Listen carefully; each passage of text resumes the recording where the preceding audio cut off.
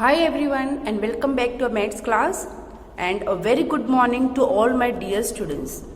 Now before we proceed with the part 4, that is today's lecture, I hope you all have understood with the content of the previous lecture, that is part 1, 2 and 3.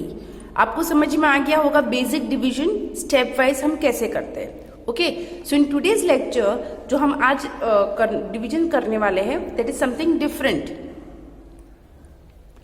So now let us start a sum. 72 divide by 3.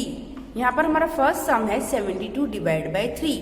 अब तक तो आपको clear हो गया कि 3 is called the divisor and 72 is called the dividend.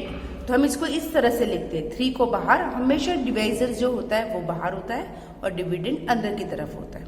Right. Next thing is यहाँ पर हमने क्लास 3, यहाँ पर हमारा क्लास 3 है तो हम क्या कर रहे हैं, सिर्फ इस बार एक ही डिजिट के डिविजन्स कर रहे हैं. आपके सिलेबस में सिर्फ एक ही डिजिट का डिवीजन है, लेकिन जब आप आगे बढ़ोगे फोर्थ फिफ्थ सिक्स तो आपको 2 डिजिट्स के और 3 डिजिट्स के भी डिवाइजर मिलेगी.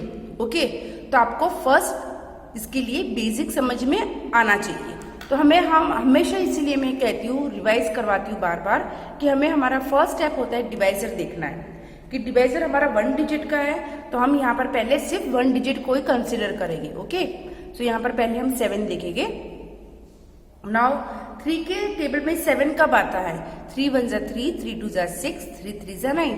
7 तो आता नहीं है तो हम क्या करेंगे, जैसे कि हमने प्रीवियस लेक्चर में देखा था, हम ऐसा कोई नियरेस्ट नंबर लेंगे. 3 1 जा 3.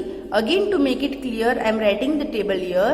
3 1 जा 3, 3 2 जा 6 and 3 3 जा 9. मैं फिर से रिपीट कर रही हूँ ताकि उन बच्चों को जिनको समझ में ना आया हो वो ये आज के पार्ट में देखकर समझ ले. तो हमारे पास 3 के टेबल में 7 तो नहीं आता है तो हम क्या करेंगे, कोई नियरेस्ट नंबर. और हमेशा आपको याद रखना है कि जो नियरेस्ट नंबर होगा वो ये नंबर से छोटा होना चाहिए. अब 6 और 9 हमारे पास 2 नंबर्स है तो हम 9 को नहीं ले सकते क्योंकि वो 7 से बड़ा है. तो हमारे पास एक ही ऑप्शन बचता है, दैट इज 6.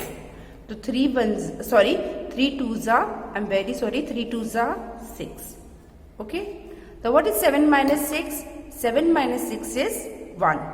ये स्टेप हमारा यहाँ पर कंप्लीट है.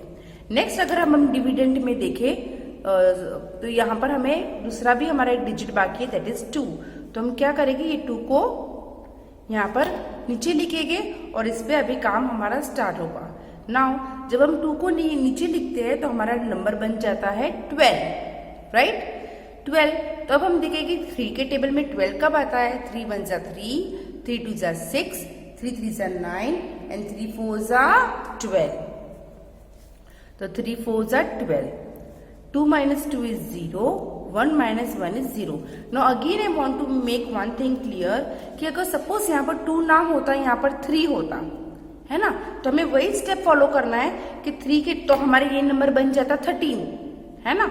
यहाँ अगर यहाँ पर 2 है उसकी जगह पर 3 होता तो हमारा ये नंबर बन जाता 13. तो हम फिर से यही स्टेप करेंगे कि 13 तो 3 के टेबल में आता नहीं है तो हम ऐसा कोई नंबर लेंगे जो इसके नियरेस्ट हो और उससे छोटा हो. Okay, so remember this thing in your mind. ऐसा नहीं कि हर बार आपका रिमाइंडर 0 ही आएगा, no. So now we will write question is equal to 24 और यहाँ पर जो नीचे बचेगा द रिमाइंडर इज 0. यहाँ पर हमारा रिमाइंडर 0 है पर हो सकता है कि आपका रिमाइंडर कोई डिजिट होगा. Now the next sum, 57 divide by 3.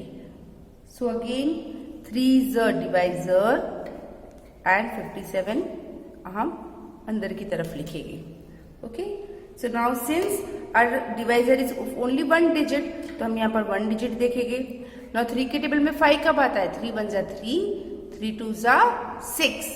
तो 6 तो बड़ा हो गया है ना, हम कौन सा लेंगे बताओ, मेरे साथ साथ आपको बताना है. 3 1 जा 3. क्लियर, आपको कंफ्यूजन यहाँ पर कुछ भी नहीं होना चाहिए. देखो 3 1 जा 3 एंड 3 2 जा 6.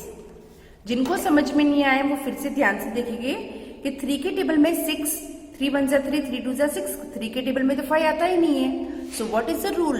रूल इज अगर वो नंबर नहीं आता है टेबल में तो हम ऐसा कोई नंबर को चूज करेंगे जो उससे छोटा हो और उससे नियरेस्ट हो।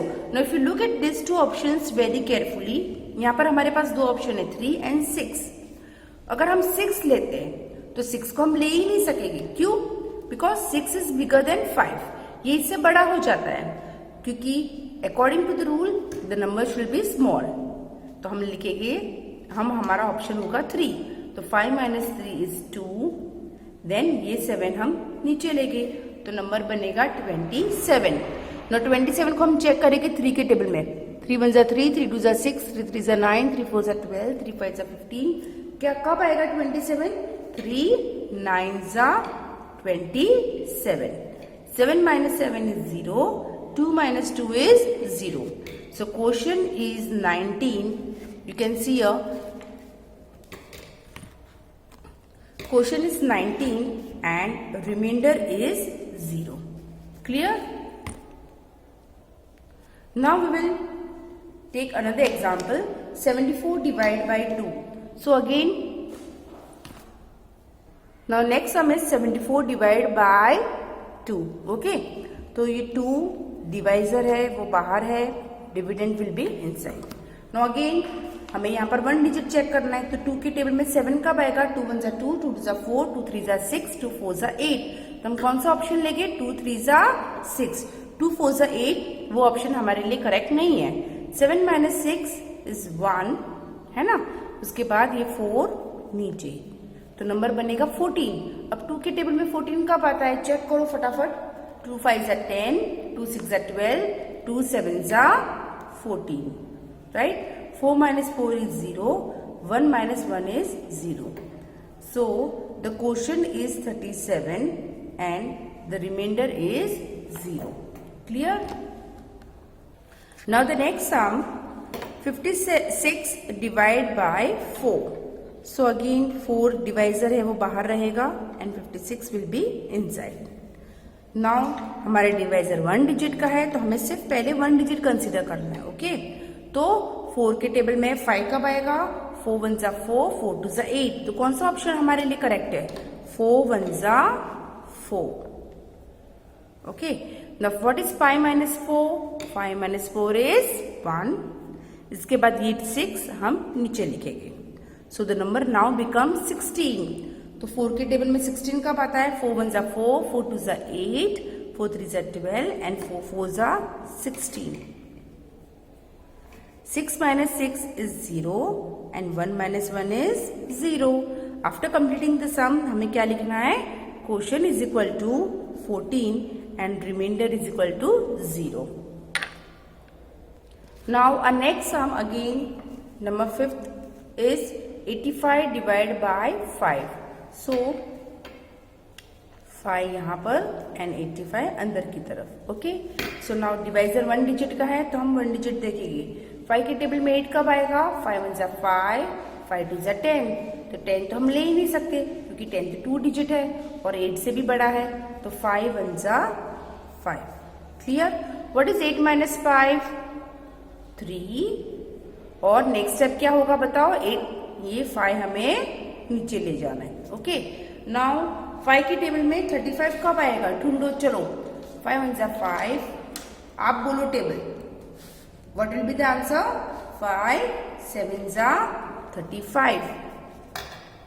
5 का टेबल आता है ना आपको?